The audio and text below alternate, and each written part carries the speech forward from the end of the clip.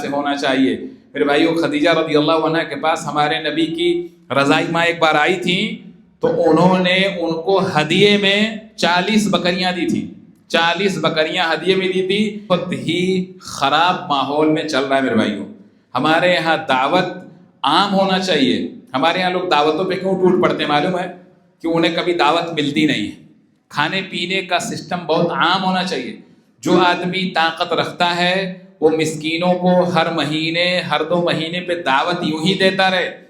طاقت رہنے کے باوجود مسکینوں کو کھانا نہ کھلانا جہنم میں جانے کا ایک سبب ہے۔ جہنمی کہیں گے کیوں جہنم میں آئے؟ تو کہیں گے لم نکن من المصلین، ہم نماز نہیں پڑھتے تھے، ولم نکن نطعم المسکین، مسکینوں کو کھانا نہیں کھلاتے تھے۔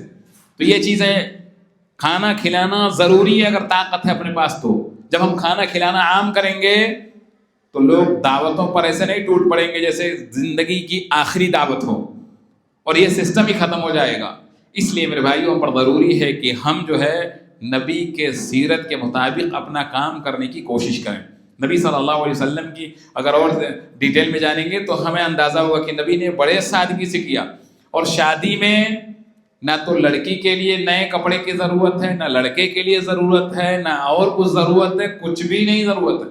جو کام کرنا ہے وہ نہیں کرتے۔ لڑکیوں کو وراثت میں حصہ دینا چاہیے، جیسے نماز فرض ہے ایسے اللہ نے قرآن میں حکم دیا ہے کہ ان کا بھی حصہ ہے۔ لڑکیوں کو لڑکے سے آدھا ملے گا، لڑکی کا ڈبل لڑکے کو ملے گا، اس لیے کہ اس کو شوہر کے ہاں ملتا ہے۔ اگر یہ سسٹم شروع ہو جائے، ہر آدمی کہے بھائی ارے ایک ماں باپ سے جیسے تمہارا بیٹا ویسے بیٹی ہے، بیٹے بیٹے میں فرق کیا ہے؟ کچھ بھی نہیں ہے۔ آج اگر یہ ماحول شروع ہو جائے تو ہماری بچیاں اپنے سسرال میں سدائی نہیں جائیں گی، پریشان نہیں کی جائیں گی، بے سہارا نہیں محسوس ہوگا۔ ان کو بھی لگے گا کہ ہاں ہمارے اندر ہے۔ ہندوستان کے بہت سارے علاقوں میں باقاعدہ وراثت دی جاتی ہے۔ وراثت میں دینا شروع کریں، سسٹم ہی ختم ہو جائے گا، معاملہ ختم ہو جائے گا۔ اور ایک چیز اور جو سب سے اہم ہے ہمارے معاشرے میں، بچیوں کی شادی یا نوجوانوں کی شادی جلدی کرنے کی ضرورت ہے۔